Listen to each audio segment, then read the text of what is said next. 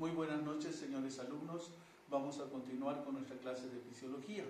Nos quedamos, por favor, a la pantalla, nos quedamos en la célula. Ya vimos todos los organelos citoplasmáticos.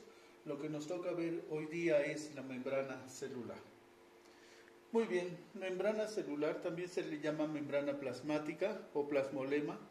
Es la estructura que separa a la célula del medio circundante, o sea, de las células vecinas y del líquido intersticial. Ya sabemos que el líquido intersticial es el líquido que hay entre célula y célula. Esta membrana celular es de forma irregular. Está atravesada por miles de orificios que son los poros de la membrana celular, que le permiten el intercambio por intermedio de estos poros de sustancias químicas y nutrientes. Están formadas por una bicapa lipídica proteica. No se olviden, todas las estructuras celulares están compuestas por esta bicapa lipídica proteica.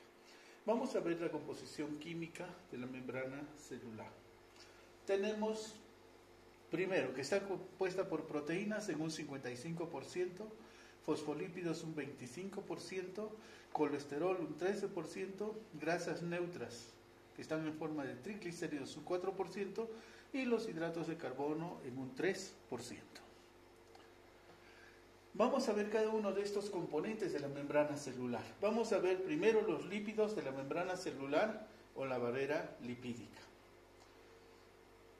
Estos lípidos son insolubles en agua, evitan el movimiento e ingreso libre de moléculas de agua o sustancias químicas hidrosolubles de una célula a otra. Actúan como una barrera celular. Está constituida por moléculas de fosfolípidos que presentan dos extremos o polos. Un polo hidrosoluble, que es el hidrófilo, es el extremo fosfato, y el otro liposoluble, que es el hidrófobo, que es el extremo ácido graso. El extremo hidrófobo atrae y se une al extremo hidrófobo de otra molécula de fosfolípidos y repele el hidrófilo. Los lípidos de la membrana celular se encuentran en estado líquido y no en sólido, por lo que pueden fluir de un punto a otro a través de esta membrana celular durante sus funciones.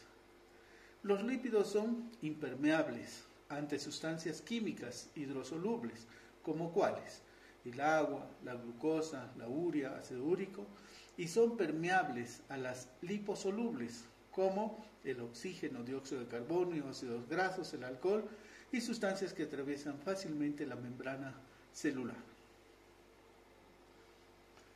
Proteínas de la membrana celular. Es otro componente de la membrana celular. Se encuentran en todo su espesor en forma de glucoproteínas. Tenemos proteínas integrales o estructurales y proteínas periféricas. Vamos a ver primero las proteínas integrales o estructurales. Están en todo su espesor, sobresaliendo a la superficie interna de la membrana celular. Presentan canales estructurales o polos que permiten el intercambio molecular de sustancias químicas y nutrientes en los dos sentidos. Estos poros tienen propiedades selectivas que determinan la difusión preferencial de sustancias químicas. Dentro de estas proteínas integrales estructurales vamos a tener las proteínas transportadoras de sustancias químicas a través de la membrana celular y en ocasiones transportan en sentido opuesto a la difusión natural. Todo este proceso se llama transporte activo. Dentro de estos van a transportarse el sodio y el potasio. El otro grupo de proteínas son las proteínas periféricas, que están enclavadas y situadas en la superficie interna de la membrana. Su función es casi exclusiva para las enzimas. Hidratos de carbono de la membrana celular. Casi siempre se encuentran combinados con moléculas de proteínas y lípidos, formando glucolípidos y glucoproteínas. En más cantidad, las glucoproteínas. Las porciones de gluco sobresalen de la superficie externa de la membrana formando un revestimiento molecular flotante de hidratos de carbono, llamado glucocáliz. ¿Cuáles son las funciones de este glucocáliz? Son los procesos de adhesión celular, procesos de circulación de linfocitos, procesos de reconocimiento de receptores formados en la superficie celular. El glucocáliz tiene carga eléctrica negativa. Se puede unir a otro glucocáliz de otra célula vecina. Actúan como receptores de sustancias químicas para unir hormonas, como la insulina, y activar enzimas intercelulares. También actúan en reacciones inmunológicas. Ojo, aquí, reacciones inmunológicas, coronavirus. ¿Cuáles son las funciones de la célula? Es necesario entender la función de las células para entender cualquier enfermedad. Todas las células, para poder vivir, crecer y desarrollarse, sus funciones necesitan extraer nutrientes de los líquidos circundantes. La mayoría de sustancias químicas atraviesan a la membrana celular por dos mecanismos: difusión y transporte activo, o sea, ósmosis. ¿Qué es difusión? Es el desplazamiento de la molécula de sustancias químicas nutrientes a través de la membrana celular mediante un movimiento aleatorio de las moléculas entre sí, ya sea en los poros o en la matriz lipídica. Difusión simple consiste en el paso de sustancias de mayor concentración a una de menor concentración por los poros de la membrana celular, sin ayuda de una proteína transportadora específica. Y difusión facilitada, las moléculas de sustancias químicas de difusión se difunden a través de la membrana celular con ayuda de una proteína transportadora. A esto se denomina transporte pasivo. Generalmente son moléculas grandes. Transporte activo es el mecanismo real de transporte de las moléculas de las sustancias químicas, nutrientes, contra corriente, contra un gradiente de presión o de mayor concentración a otro de menor concentración a través de la membrana celular, mediante una proteína transportadora, como por ejemplo el sodio, el potasio, mediado por sus respectivas bombas. Endocitosis. Ojo, les dije que averiguaran sobre coronavirus. La endocitosis es una forma de introducirse el virus dentro de la célula. Las moléculas y partículas más grandes atraviesan la membrana celular mediante una función especializada. La pinocitosis, ¿cuál es su función especializada en la membrana celular?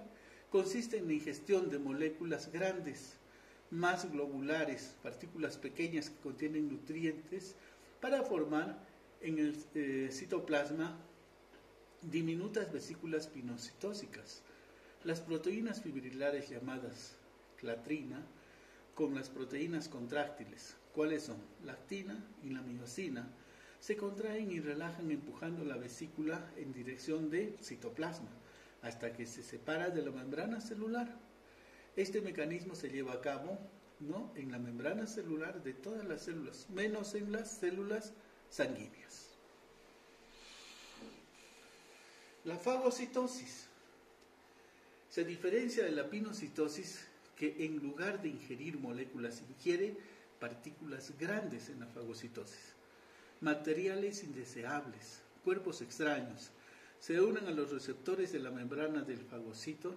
La membrana celular en este punto se invagina hasta formar una vesícula cerrada que se llama fagosoma. Las proteínas se contraen y relajan empujando la vesícula del citoplasma hasta que se separa de la membrana celular, como lo hacen los macrófagos, como los monocitos. También lo hacen los linfocitos B y T, los polimorfonucleares, como en la leucocitosis. Su mecanismo consiste en que una vez que la bacteria se une a los receptores de la membrana del fagocito, ésta se une previamente a un anticuerpo específico que la une al receptor. La membrana celular en este punto se invagina para formar una vesícula que es el fagosoma. Las proteínas contráctiles, o sea, ¿cuáles son? La actina y la miosina, se relajan y contraen empujándola en dirección al citoplasma hasta que el fagosoma se independiza, se separa de la membrana celular, formándose la vesícula fagocitaria. Esta vesícula fagocitaria en el citoplasma los lisosomas se aproximan a esta, y hemos dicho que los lisosomas son los aparatos digestivos de la célula. Entonces estos lisosomas se aproximan a esta y se unen, y por difusión vacían su contenido enzimático, ¿no? Pueden ser hidrolasas, lipasas, nucleasas, para formar la vesícula digestiva, donde se produce la digestión de la bacteria, para luego vaciar y difundir en el citoplasma el contenido de esta bacteria, como restos de la vesícula digestiva, sustancias químicas no digeridas y sustancias tóxicas, que se llaman cuerpos residuales, el cual es transportado fuera de la célula por exocitosis a través de la membrana celular al líquido extracelular, generalmente la sangre, que es filtrado por los riñones para luego ser eliminado al exterior a través de la orina, ¿no? Es como se cumple la función fagocitaria dentro de la célula. Vamos a ver algunas otras funciones de la célula. Absorción o nutrición. ¿Qué quiere decir? Que capta sustancias de líquidos corporales del medio interno. Secreción. Transformar las moléculas absorbidas y las elimina como secreción. Excreción. Elimina productos de desecho de los procesos metabólicos. Respiración. Produce energía mediante la utilización del oxígeno absorbido en la oxidación de nutrientes.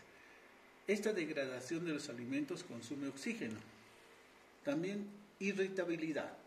Reacciona ante un estímulo, por ejemplo, una neurona. Conductibilidad.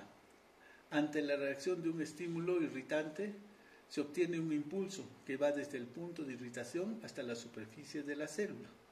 Contractibilidad. Reduce sus disminuciones en una dirección determinada, como reacción ante este estímulo. Ejemplo, una fibra muscular. Reproducción. Son capaces de renovarse por crecimiento y por división, mediante la mitosis. Movilidad.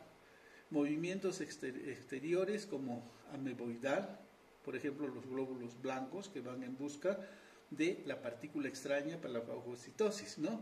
E intracelulares. Muy bien, vamos a quedar aquí la obtención de la energía a partir de los nutrientes. Muy bien, antes de terminar, les haré un recuerdo. Les dije que íbamos a que ustedes investiguen sobre el genoma humano, ¿no? Sobre coronavirus. Entonces hemos visto que este virus, ¿no? Para proteger su genoma, su información genética que tiene dentro, se va a llamar virión. En su interior tiene un genoma. El genoma, ya hemos dicho, la información genética tiene ADN y ARN. En este caso es ARN su información. El ADN sirve para duplicar la información genética.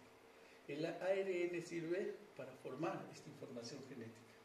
Entonces, este virón se va a llamar capside. ¿Por qué? Porque va a estar encapsulado por una membrana lipídica. Y la membrana de la célula también es una bicapa lipídica proteica, ¿no?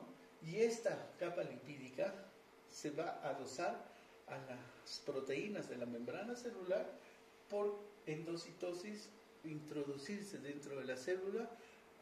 ¿Para qué? Para poder apoderarse de la célula y mediante su ARN que tenía su genoma ir reproduciéndose dentro de la célula y formar nuevos virus. Quedamos aquí entonces para ver la siguiente clase, obtención de la energía a partir de los nutrientes. Muchas gracias, buenas noches.